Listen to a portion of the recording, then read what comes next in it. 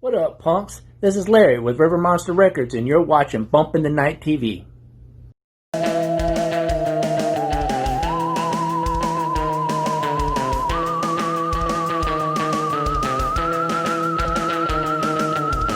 Welcome to Bumpin' the Night TV. I'm your host, Orson Hills, and with me always is my sidekick and fellow ne'er-do-well, Bourbon Hitchcock. What's up, everybody? Every episode. So, what is the topic for tonight, Bourbon? Tonight's topic going to be Fanatics and FarleyCon. Ooh, FarleyCon. This is the Yep. one where you went to FarleyCon. That is it. So, boy, what you got from? The brand new coasters. Oh, you want the brand new coasters. All right. with the first little class or no Luigi class? on it. Yeah. All right, so tell us, what is a FarleyCon? FarleyCon is a sci-fi and comic convention made in the name of what was his name? Jay Farley. Jay Farley. That's right. Good friend of ours, and he was a pro wrestler. He was a sci-fi geek, nut, dad. Oh yeah, he was a well-known hustler on the convention scene, and He was big around the convention scene. So they did a convention in his name when he passed a few years ago, and I wrote you some checks, and you went and spent them. I spent all of it, baby. So we're going to tie this together with Fanatics. Am I saying that right, or have I had too much bourbon? Fanatics. Oh, no, let me take a little more whiskey now. Yeah, when the whistle just a little bit more, it's good. Fanatics. There you go. And how they connect to the comic book and sci-fi collection world, and we're going to tie it in with Fanatics in horror films. Yeah, That works, doesn't it? That works. I had a blast too. I had a blast. All right. So before we show the footage, Okay. we're going to talk about a couple films. Do you have one in mind? The Believers. Oh, The Believers. Nice, nice. Can you tell me anything about The Believers since you picked that one first? Yeah, sure thing. Okay, what happened in the story was this guy went and he was from out of town, come into this town, and had a bunch of people, and they didn't believe what he was trying to talk about the apocalypse, and he was the vessel of God, and they didn't believe him, so he made believers out of them. He beat the crap out of them, chased them through the woods with chainsaws and machetes, and throwing stars at them, and yeah. No. He even got this one guy pregnant. You believe that? Now I'm interested. I got to go rent your version of this film. Yeah, sure did. Okay, so this is an 80s film starring Martin Sheen, and he's a child psychologist, and a cult has centered around one of the children he's trying to, I guess, what's the word? Not therapy, but rehabilitate or... Oh, rehabilitation. Yeah. And, Chase them through the woods with throwing stars, in other words. And there is a spider scene in there. And if we could just cut in there and not have YouTube, like, shut us down, it's gold. Just go watch the film just for the spider scene. Okay, so following that line, I want to bring up The Void. Have you seen The Void? No. Well, okay. So The Void is just came out a couple years ago, but it's done in the style of like the 70s like cult films. Oh, okay. So you got like a town, and like all of a sudden these hooded cloaked figures are attacking the town, and it gets real like H.P. Lovecraftian. And there's Okay. riffs and worlds and cult followers and fanatics. Yeah, I like it, fanatic, yeah. All right. Well, I got a good one. I got one. I really think this is one of the classics. It is going to be hard. It made me actually be glad I was the youngest of four. This one's called Children of the Corn.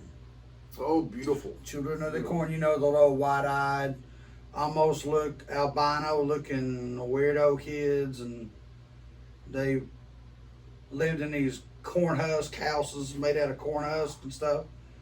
And then they killed like all of the adults.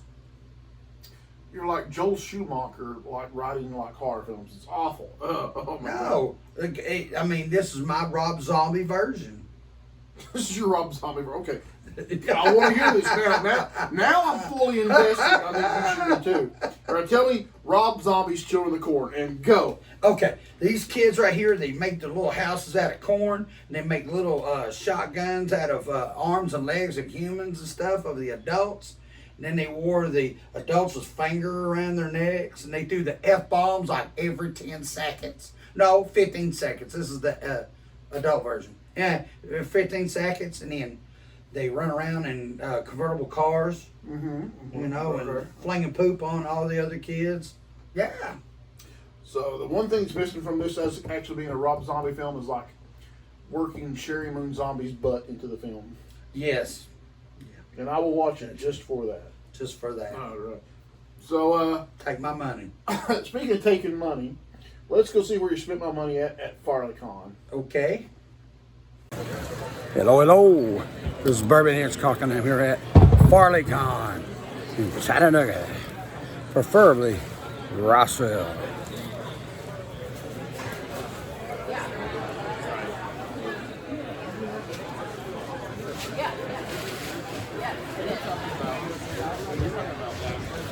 Let's go see what kind of trouble we can get into.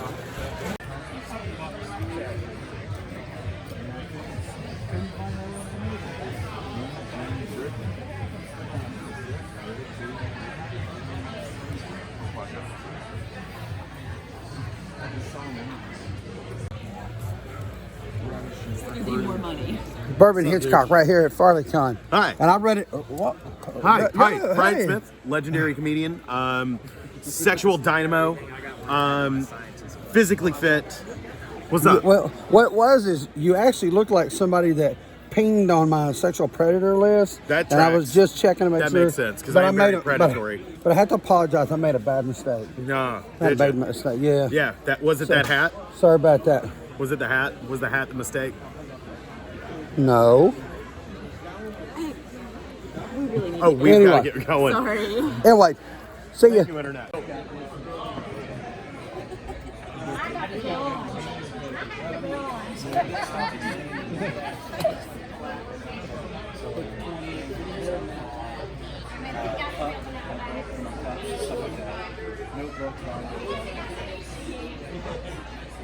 And they're all 1 for 6, so you can mix and match 2 for 10.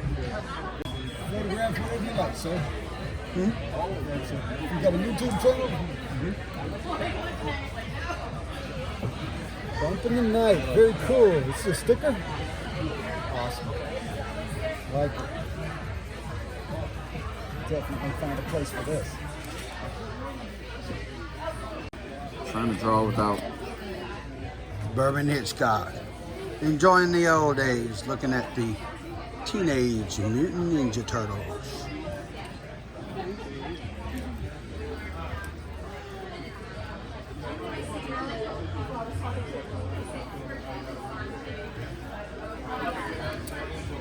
And what was your name, sir? Jason Flowers. Oh, okay. That is really good stuff here. Thanks.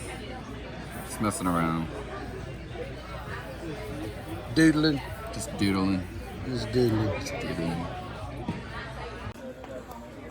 Hey, this is Bourbon Hitchcock back once again with FarleyCon. I am with a really, really talented artist named Jason Flowers. We're going to flip this around. All right. If you can, just tell everybody, how long have you been doing this? Actually, I've been doing this full time for 8 years now. 8 years. Now, I've been sitting here watching you for a little while. You was doodling, as we call it, with Ninja Turtles. Yeah, just And freehanding. I have to say, that's pretty talented doodling there. Thank you. That you're doing. So what kind of inspiration do you get when you think of something to draw? Just mainly something that's just fun and energetic and just hilarious or exciting, just action packed. So you do this as a hobby or as a business? Full time. Full time. And as I see here, you've got a Halloween book. Yeah, it's Signed like with Sketch. kids Halloween book I've created, and then this is a published book from Caliber Comics called AI Wars. It's like a throwback to like 90s over-the-top action comics and video games, Contra and stuff like that. And I see a really nice Beetlejuice. Thanks. I do art prints and stuff too, and then you've also got some smaller pictures of different things. Power Rangers. All kinds of different artwork. So does people request this stuff to you and you draw it, or is this just you wake up one morning and say, hey, I want to draw a Ninja Turtle? it's a little bit of both. Right bit of now, both. since it's a little slow, I'm just doing a little Ninja Turtles because that's some of my favorite stuff to draw. So where do you go to normally feature a lot of this stuff? I mean, you go to like... I do shows up and down the East Coast mainly, but I've got like Facebook, Instagram, Tumblr, Twitter. So where are you from? From the Atlanta area. From Atlanta, hot Atlanta. We love everybody hot Atlanta. Y'all remember when I went down there? Anyway, okay. So what have you got any upcoming events coming up? In 2 weeks I'll be at South Carolina Comic Con. South Carolina. It's a big show over there, and then next month I'll be at MegaCon in Orlando, Florida. Okay. Everybody stay tuned. I'll have all of his links for any of his. You really need to check out his artwork. I'm telling you, what I just gave was nothing compared to what I'm looking at here. So I'll have all of his descriptions. Jason Flowers. Look for the descriptions and his links down in the description of the video. Thank you once again, and thank you, Jason. Thank you guys. Back to you.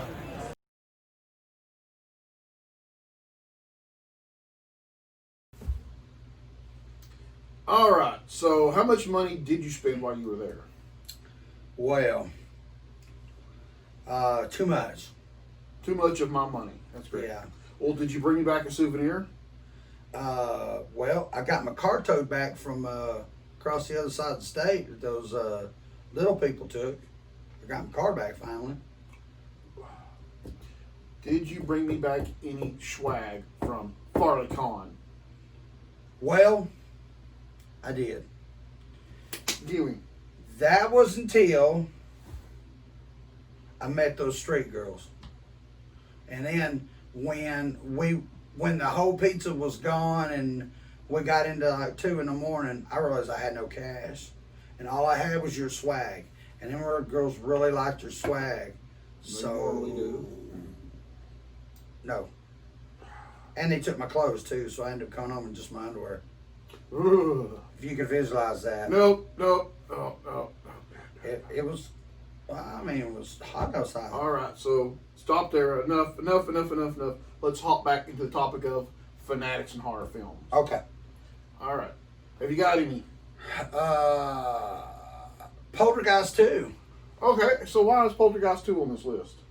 Because it was like half as good as the first one, but twice as good as the third one. There's a third one? Yes. Yeah, you didn't see the third one? No. Third one was all about the only care they didn't by the time the third one came out, they had CGI was a big thing, and so of course everybody knows that the little girl, Little Ann, she died during the first one. Okay. Yeah, she died during the filming of the first. Well, right after the first one, she died during the filming of it. Yes, she did. Google it. So who was that in the second one? That was all. They CGI'd her in that one too. The whole thing? The whole thing. They had half of the second one made before the first one was even released. They was already going to make a third one, but because she was already gone. If you remember, the third one was about the skyscraper. The uncle and the aunt was up on the skyscraper, and it was and they was were the second one. No, that was the third one. Was that the third one? That was the third one. What was the second one?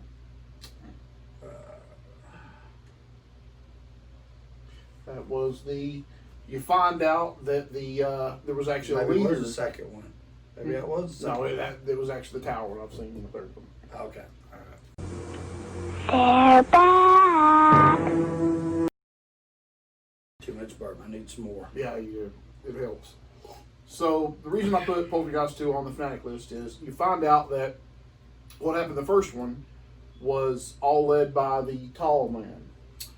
I'm right. I'm right. I Got the- thought it was the third one, but you're right. Yeah, It he's was got the creepy hat. And yes, sings and it, you know, this creepy song he sings, and it turns out he had a doomsday cult, okay. Yes.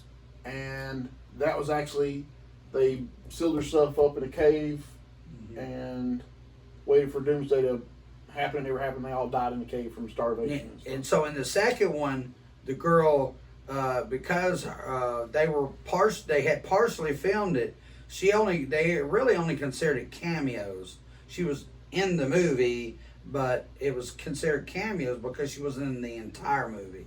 It was only splotches because they only had part of her filmed.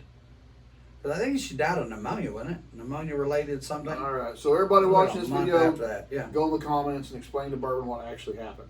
No. Okay. All right, so we're going to jump forward to something a little more modern. Okay. There's a movie called Heredity.